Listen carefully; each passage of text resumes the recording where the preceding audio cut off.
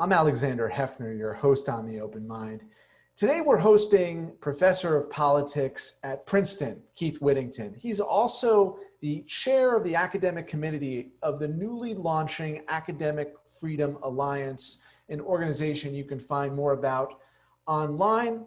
The basic intention is to foster intellectual honesty and intellectual freedom, like the name of the organization. Keith, it's a pleasure to finally have you on The Open Mind. Thanks for joining me today. Thanks for having me. I really appreciate it. In launching this nonpartisan Academic Freedom Alliance, I want to just ask you from the gate so we understand. This is a group of people who would self-identify as Democrats or Republicans, liberals, conservatives, libertarians. Is it as diverse as people who are anarchists as well? I mean, how diverse is the forming committee of this 200 plus faculty cohort? Yeah, we made a real effort to build a broad coalition across the ideological spectrum in order to defend these issues. We do think that faculty across the political spectrum are under threat. I think people understand that they have risks. Those challenges may come from different directions, but there's a lot of common ground here in terms of worries about the future of academic freedom and a desire to protect it. We really wanted to build an organization in which we found that common ground and built some real bridges across the political spectrum. If you were to describe the type of episodes that inspired the creation of this group, right? Not specific instances at Princeton Sure. or Yale or University of Texas or University of Alabama, but the different types of incidents that are having a chilling effect on academic freedom, that you and your colleagues on faculties around the country feel it, and students too. What are the different kinds of episodes that have led to this consciousness we need to support the academic and intellectual freedom of the faculty? Unfortunately, we're still seeing some of the same threats that we saw 100 years ago in American higher education. There's a new technological spin, new political spin on some of those threats, but the threats themselves are really fairly persistent, remarkably persistent in some ways, although I think we are a little better off now than we used to be on some dimensions, worse than others. So at the very core of academic freedom and what we're most concerned about protecting for academics is protection of scholarship and the ability of faculty to do their research without censorship, without sanction for what it is they're finding. They need to be able to examine controversial, sensitive topics and reach the best understandings that they can about what the truth of those matters are, even if the result is it might offend people because their results are challenging to mainstream values or expectations. Likewise, faculty need protections for the classroom and what they're doing in terms of teaching students. And again, they need the capacity to be able to talk about controversial topics in a classroom setting in which they have a freedom to explore those issues with their students. Finally, faculty have a responsibility to be able to speak in public, both as private citizens talking about political affairs more generally, but also talking about their research and things they have particular expertise on. And again, they need to be able to talk about controversial subjects in public without universities threatening them with sanction as a consequence of things they might say. As you might expect, the rise of social media has made that last category a particularly sore point for faculty. Lots of instances of faculty saying controversial things on social media that winds up generating controversies. But we're still seeing controversies around just research and teaching as well, where pressure is brought to bear against university administrators to fire or sanction university faculty for things that they are saying in public. And as a consequence, hampering their ability to do the very center activities of their jobs, which is to engage in scholarship and teaching. When we get into those gray areas, Keith, of what is conduct appropriate for the classroom, right? Is that different from what is conduct appropriate in the research lab, right? Is there a common set of values that your alliance wants to apply to the classroom and the research lab so that there is a real coherent understanding of what faculty should be embracing as what is fair game, fair ground for them to be on? Well, there's certainly going to be some differences between what you can expect people to do in research and what people ought to be doing in the classroom. The particular substantive content of what it is they expose students to is likely to be somewhat different. Certainly the process is going to be somewhat different on the whole. You certainly expect in the classroom, though, that faculty, for example, are not bringing to bear outside topics to talk about in class that have no bearing on the relationship of the subject matter that they're supposed to be discussing. You can't use that captive audience of your students to go off and talk about unrelated things. We expect the engineering professor to spend his time in class talking about engineering, not talking about politics and the like. On the other hand, you also need the freedom to be able to explore difficult and controversial topics. You need to have students have the freedom to express themselves on their understandings of those topics in order to try to bring them around to thinking about it in a more sophisticated way than they might coming in the first place. So I think our expectations of how classroom dynamics are going to work is a little different than what we expect in the research and scholarly environment. But in both places, we expect faculty to be very professional. We expect them to represent professional standards and reflect professional competence in what it is they're teaching and what the research is that they're doing. The morality or the ethical barometer of what is conduct appropriate for the classroom in discussions that are really hot button or sensitive, when it comes to forming some kind of understanding of what is appropriate and what is crossing a line, is your alliance taking a position on that as it relates to communicating about racial, cultural, or economic difference in a way Right. that is offensive to people, or in a way that is destructive rather than constructive? I think as a group, what we're concerned with is defending those outer boundaries of what is professionally competent behavior in the classroom. There are very important discussions to be had among faculty and including others beyond the faculty, including students and others, about how best to act in the classroom. And there certainly are choices to be made within the boundaries of what's professionally competent, what's professionally ethical. There are choices to be made about how to do classroom discussions in a better or worse fashion.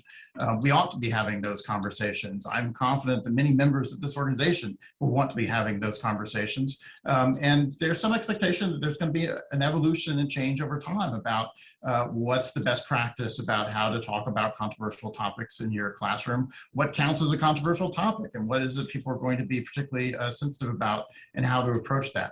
Our concern as an organization is not primarily going to be to try to identify here are the best practices and everyone ought to adhere to them.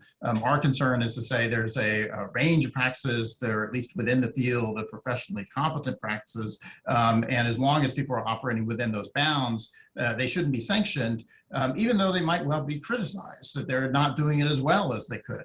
And they ought to do a better job. And I think that kind of criticism, of course, is perfectly fair play. But when you say it's fair play or fair game for that kind of criticism, I think that the kind of line of demarcation here is where there is conduct that crosses a boundary that is not just to be criticized, but is not necessarily to be punished in the town square, but that is going to require sanction or some kind of response from the community. You know, the question I have for you is, where does it become necessary to take a faculty member and put him or her on leave Right. or not be in the classroom anymore? I mean, what are those absolute lines that would, you know, have a clear basis of understanding that even though that is protected under the First Amendment, that is not conduct for a professor to engage in on Twitter or in the classroom? Right, and I think you put your finger on a very important point, which is that there's a difference between what's protected in the First Amendment and what it is we expect faculty to be doing in the classroom. Those are two different standards, importantly, that there are things that are completely lawful speech that's protected by the First Amendment if you were to engage in them in the public square, that nonetheless we do not expect faculty to be engaging in when they're trying to teach a class. Part of what academia is about is weeding out an awful lot of speech that is perfectly normal for average Americans to be saying in lots of other contexts, but that we don't expect to be occurring within a specific academic environment. So certainly there are some very classic kinds of boundaries to be thinking about in terms of where faculty have gone too far, and as a consequence are appropriately sanctioned by their universities for their speech. So as I mentioned, it's possible for faculty to be using their classrooms as platforms to talk about unrelated controversial subject matter. So again, that sort of engineering professor who decides he wants to spend the class talking about politics, for example, is engaging in a kind of speech that's obviously lawful and constitutionally protected, but totally inappropriate in the classroom. And a university could quite appropriately sanction somebody for using their classroom in that way, in a way that violates professional standards and is inappropriate. Likewise, the expectation is that faculty, when they are teaching professionally competent material. And so you can imagine a faculty member, for example, trying to teach a class in which they're teaching students things that the profession as a whole thinks is in fact just wrong. So imagine a Holocaust denier who was also a 20th century European historian, and he's teaching 20th century European history and explaining to students that the Holocaust never happened. That's lawful speech.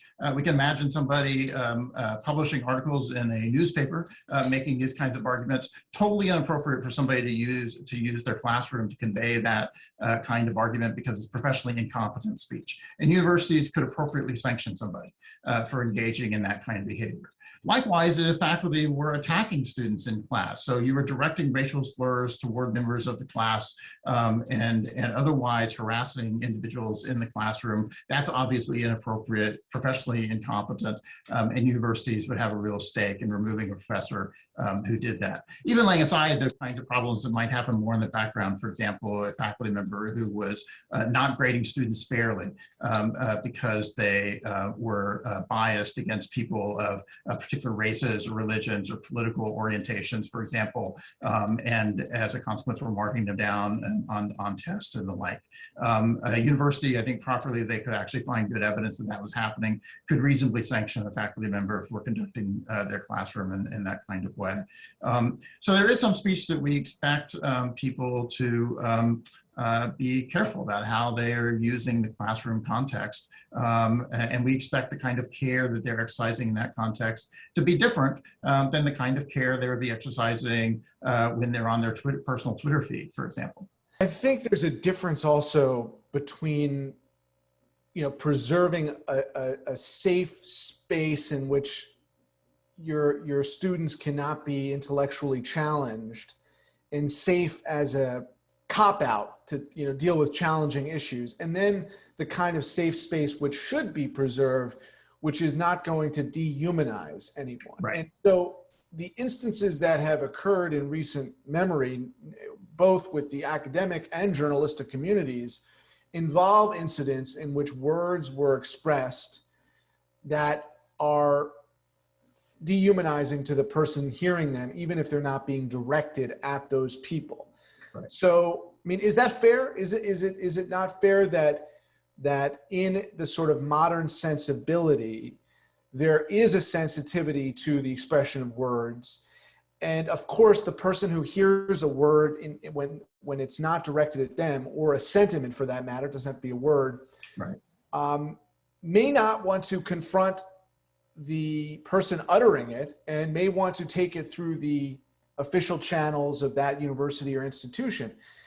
So, where is the gray area when it comes to communications that directly or indirectly dehumanize people, and having a process whereby academic freedom is both encouraged, and we understand that academic freedom should never give license to or justify dehumanization, even if the faculty member were to disagree that what they did Right. constituted dehumanizing someone or something. Right. Well, of course, it's possible for an individual faculty member to disagree with the judgment of their peers about whether or not they've engaged in incompetent behavior in general, or professionally disturbing behavior, or, as you say, in this case, behavior that is dehumanizing in some ways. Universities need procedural protections in place in order to evaluate what actually happened and make some assessment as to whether or not what happened is within the realm of professional competence, or whether or not a faculty member has engaged in behavior that we don't expect to take place in the classroom. And they're important, as I said, there are important conversations we had about what the best practices actually look like. And so what's the best way of teaching sensitive material, for example. There is some kinds of materials you want to engage in class, and some kinds of topics that need to be discussed that are precisely about situations and words and philosophies and facts about the past that have been dehumanizing. That you want students to encounter material in which people made arguments that are, from our perspective, dehumanizing and oppressive. We don't want to shelter students from encountering that kind of material. The challenge from a faculty member's perspective is how to teach that material in a way that engages students so that they can grapple with and understand the materials and understand the arguments being presented without themselves feeling like they're being dehumanized as a consequence of confronting that material.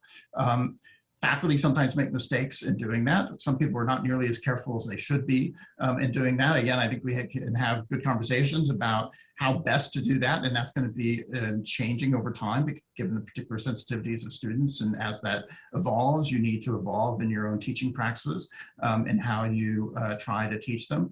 And of course, we should never expect faculty to be themselves directly attempting to dehumanize their own students. That would always be inappropriate and wrong.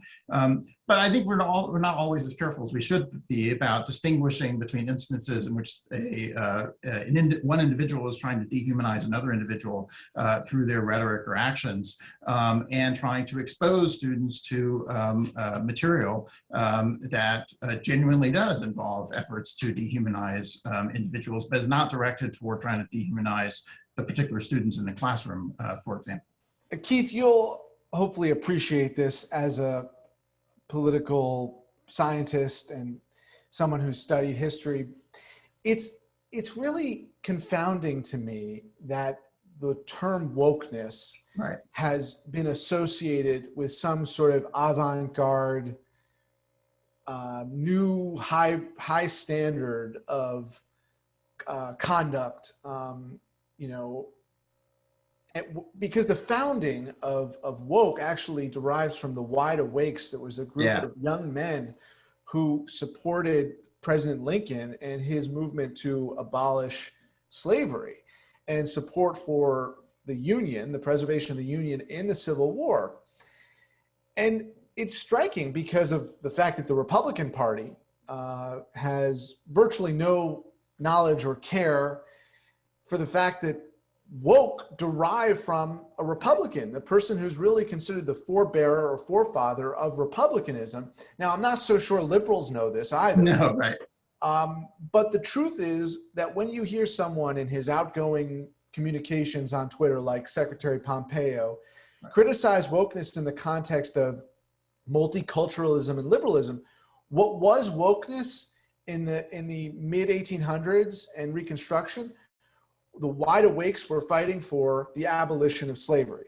So if you believe in the abolition of slavery, you are by definition woke according to that 19th century definition. So, you know, to posture yourself as anti-woke is actually to posture yourself as anti-human rights and anti-conservatism if you believe in the rendition of conservatism that is honoring natural law and every universal, you know, person's right to exist. And not be enslaved. I just wonder how you read that, because there's so much history lost in the discussion about those lines that are being crossed and what is wokeness and what is ethical, etc. Yeah, no, I think, of course, this is something we're always losing is nuance when we talk about these subjects, as well as historical lineages about where these words come from, where these concepts come from, what the arguments are that are attached to them. Unfortunately, it is almost inevitable in public political discussions that you sacrifice that nuance, you sacrifice that complication, things get misrepresented in various ways. It's extraordinarily frustrating from a scholar's perspective. I've recently been giving talks precisely referencing the wide awake clubs as this part of this lineage of anti-slavery thought and the political battle to eliminate slavery, which obviously resonates right up to the present. But of course, the idea of woke in its current incarnation includes not only that history of thinking about slavery, but also more recent controversies as well. We're inevitably going to have disputes about some of these recent controversies, but I do wish that it was possible, and in universities you strive for, trying to turn down the heat a little bit on some of these debates, take each other a little more seriously and charitably, get past the throwing around pejoratives, and think a little more seriously about the nuances of the arguments that are being presented, and recognize that many of these issues are complicated, they're often not easy, and sometimes we can even find that there's more common ground than it first appears if you can get past these initial efforts to simply be dismissive of our opponents. Well, Keith, I hope one of your first undertakings as chair of the academic committee of the Alliance is to emphasize that wokeness was born out of that history, because this is where the woke definitions intersect with your work. Because the question is my professor woke enough? Is my study woke enough? You know, that would be a fair understanding if woke was ethical and moral, right? But I think that a lot of people have conflated woke with not ethical or moral, but again, some kind of status. The abolition of slavery or the anti-slavery movement wasn't really about status, it was about morality and ethics. So I guess my question is, how did the woke definition get so far off the train track of what it originally meant? I mean, do you have a sense of that? You've been in academia for some time. You've written a lot of books about free speech. How did it, get off the train track so much? Well, it's certainly tied now to specific political movements and specific sets of political arguments that in some aspects of which are very mainstream, and which I think there's a tremendous amount of support, and other aspects are more radical, and as a consequence have less political support.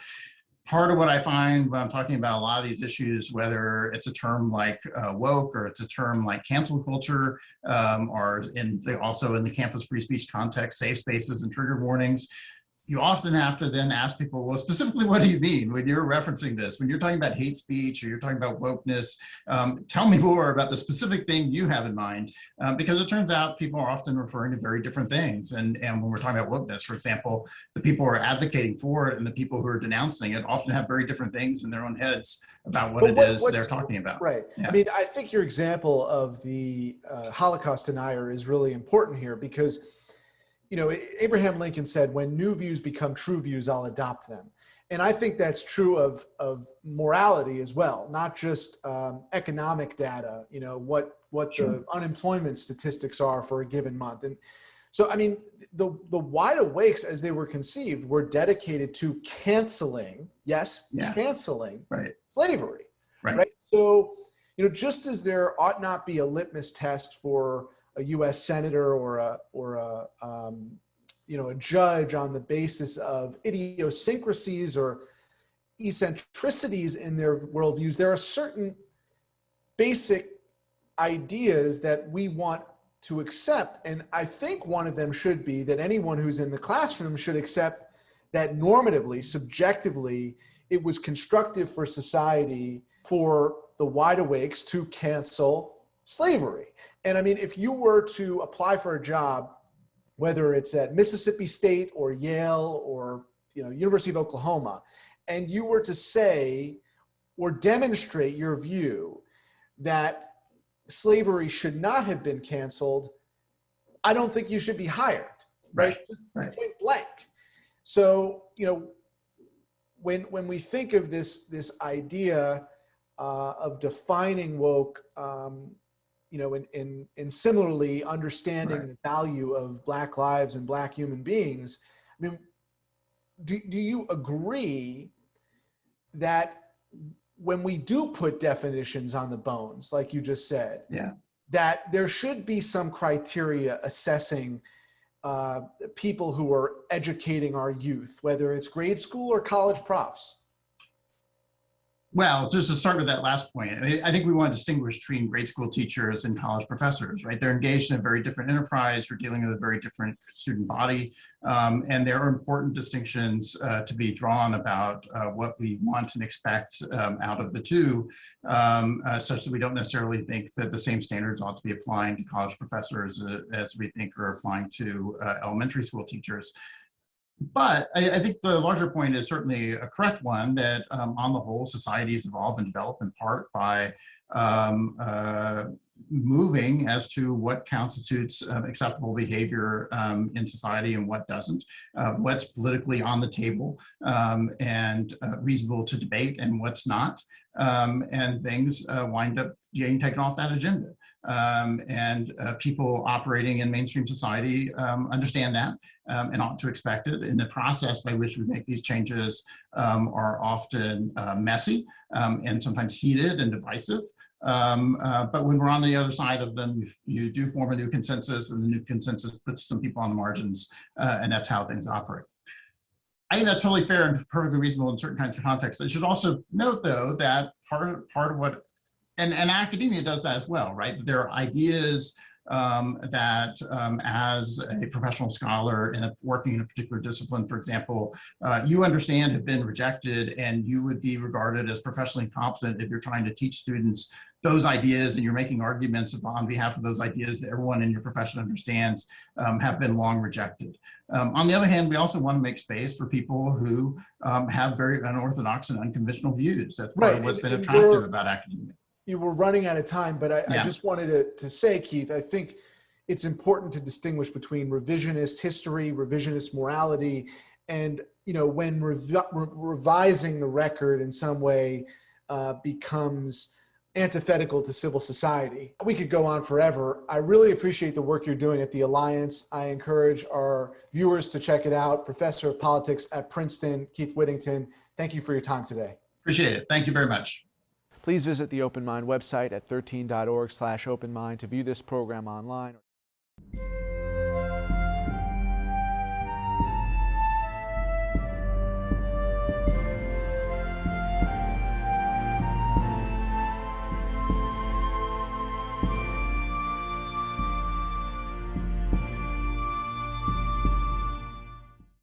Continuing production of The Open Mind has been made possible by grants from Ann Olnick, Joan Gans Cooney, Lawrence B. Benenson, the Engelson Family Foundation, Alfred P. Sloan Foundation, the John S. and James L. Knight Foundation, William and Flora Hewlett Foundation, Joanne and Kenneth Wellner Foundation, and from the corporate community, Mutual of America.